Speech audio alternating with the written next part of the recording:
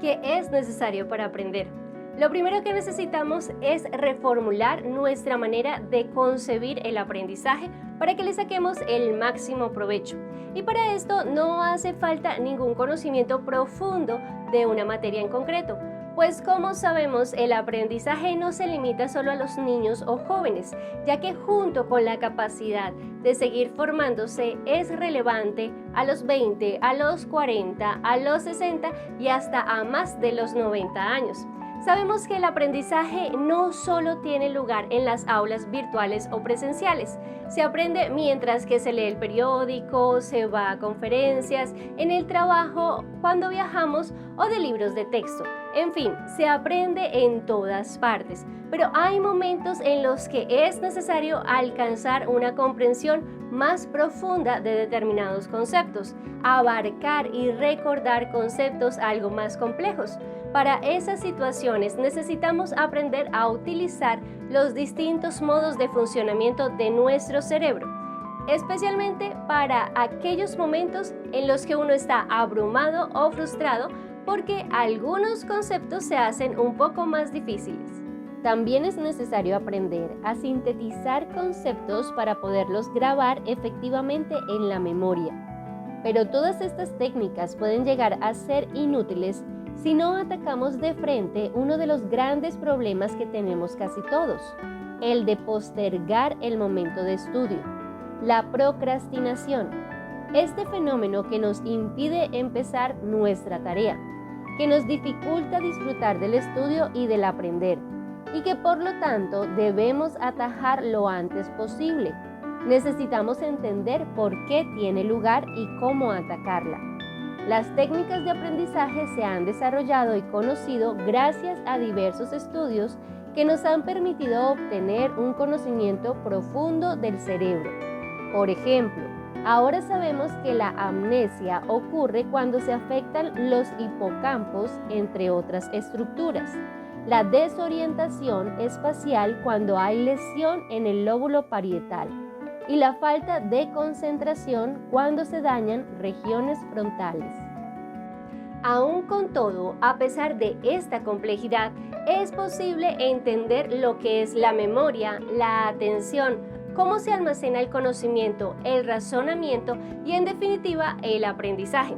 Necesitamos adquirir este conocimiento y las estrategias que nos permitirán sacar el máximo provecho de las capacidades que todos tenemos. Si sabemos comprender el funcionamiento de nuestros cerebros, vamos a sacar más provecho de ellos. Esta es una de nuestras grandes metas en Skolmit, que aprendamos todos de una manera más eficaz y que disfrutemos aprendiendo. Hay varios temas que son básicos para lograr este objetivo, como por ejemplo, saber qué es realmente aprender, lo que ocurre en nuestro cerebro cuando estamos aprendiendo, cuando estamos concentrados, revisando o tratando un tema, qué es la atención focalizada y la atención difusa, qué es la memoria a corto y largo plazo, incluso cómo consolidamos todo lo aprendido, lo cual hacemos durante el sueño, es decir, que mientras dormimos estamos aprendiendo. También es importante conocer algunas técnicas de aprendizaje como la fragmentación, entender cómo descomponer conceptos en unidades que podamos retener en nuestra memoria y que a su vez nos permitan ir entendiendo y abordando temas más complejos. Entonces, ¿qué hacemos cuando no podemos entender algo? Podemos darnos de cabeza contra la pared una y otra vez y eso no resolverá el problema. Resulta que la investigación sobre el cerebro de estas últimas décadas ha encontrado que hay dos modos de pensar fundamentalmente diferentes. Uno es el modo focalizado y el otro el modo difuso. Estamos más familiarizados con la focalización, que es cuando te concentras intensamente en algo que estás tratando de aprender o de entender, pero no estamos tan familiarizados con el pensamiento difuso. Resulta que este estilo de pensamiento más relajado está relacionado con un conjunto de estados de reposo neuronal. Entonces, ante un patrón de pensamiento familiar, tal vez algo simple como sumar algunos números, o ideas algo más avanzadas, como el cálculo de flujos electromagnéticos, tienes un pensamiento. Eres capaz de entender el problema que estás tratando de resolver o el concepto que estás tratando de comprender, relacionándolo con esas cosas con las que tú estás familiarizado. En cierto sentido, es como si estuvieras viajando por un camino conocido muy bien pavimentado. Pero, ¿y si el problema con el que estás trabajando es una idea completamente nueva para ti? Conceptos en los que no habías pensado antes. Y si no has pensado antes en esa idea, ni siquiera sabes cómo se siente ese patrón de pensamiento o dónde está. Entonces, ¿cómo vas a desarrollar un nuevo pensamiento? ¿Cómo se hace? No solo no sabes dónde está el patrón, sino tampoco lo sabes reconocer. Además, algunas ideas pueden bloquearte, independientemente de la dirección que tome tu pensamiento.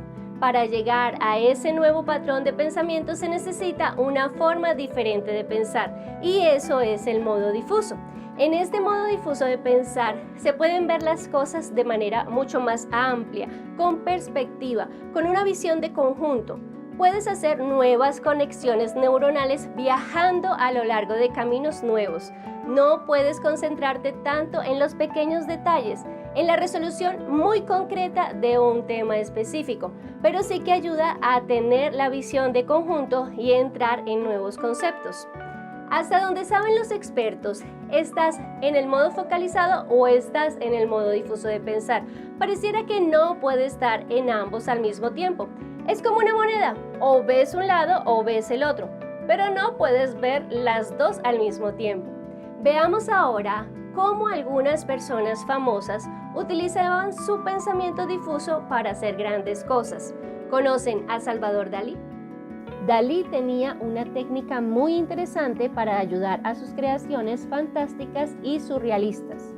Quizás hoy parezcan más comunes, pero en 1930, cuando las pintaba, rompió con los moldes artísticos de esa época. ¿Qué hacía Dalí?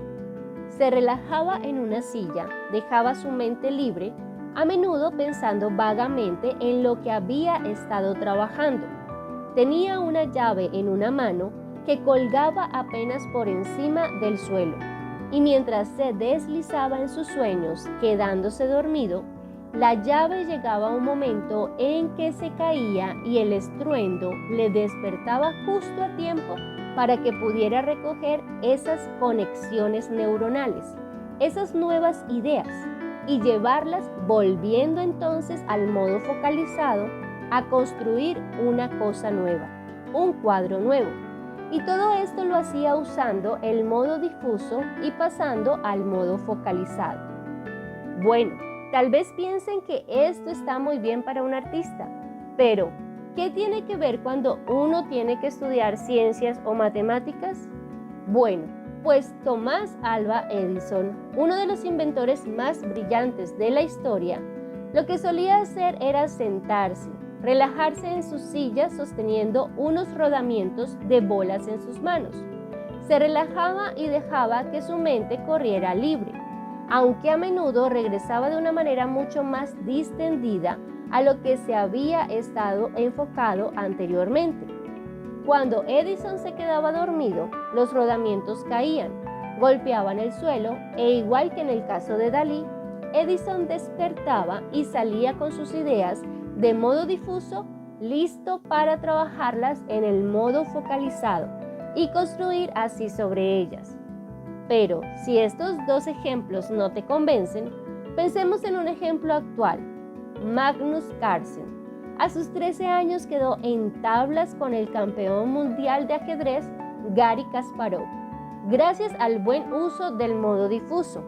Él hace su jugada y luego se pone a mirar alrededor a otros jugadores, mientras su oponente hace su jugada, y cuando regresa, jaque mate. Así que la conclusión es que cuando estés aprendiendo algo nuevo, especialmente algo que es un poco más difícil, tu mente necesita ser capaz de ir y venir entre los dos modos diferentes de aprendizaje. Esto es lo que te puede ayudar a aprender eficazmente. Veamos una analogía. Por cierto, las analogías son muy útiles cuando se trata de entender algo. Podríamos pensar en ello como algo similar a desarrollar fuerza levantando pesas. Imagino que no te plantearías participar en un concurso de levantamiento de pesas esperando hasta el último día antes del encuentro y luego pasar todo el día haciendo ejercicio sin descanso. Así no es como se suele hacer. Para aumentar la estructura muscular es necesario hacer un poco de ejercicio todos los días. Ello te permite el desarrollo muscular gradual. Bueno, pues de la misma manera, para construir una neuroestructura, necesitas hacer un poco de trabajo todos los días, permitiéndote añadir gradualmente un eslabón neuronal en el que colgar tu pensamiento. Un poco todos los días. Ese es el truco. Como podemos ver, todo este conocimiento es muy importante y nos ayudará también a apoyarnos unos a otros, de padres a hijos, de maestros a estudiantes y entre compañeros a sacar el pleno potencial de nuestra capacidad de aprendizaje. No hace falta ser genios para aprender todo lo que nos propongamos, solo necesitamos herramientas para continuar disfrutando el aprendizaje y perfeccionar nuestra manera de aprender, con eficacia y sin miedo, lo que puede marcar una gran diferencia en nuestras vidas. Muchas gracias por hacer parte de este espacio de formación. Los invito a confirmar su participación dejando sus comentarios sobre este tema. También los invito a darle me gusta a este video, compartirlo con todos a través de sus redes sociales para que aprendamos mejor y a suscribirse a nuestro canal si aún no lo han hecho y ver allí otras charlas formativas. Y no olviden activar la campanita de notificaciones para que no se pierdan la próxima. Además pueden seguirnos en nuestras redes sociales de Instagram y Facebook y ver allí más información sobre este tema y otros. Nos vemos en una próxima oportunidad.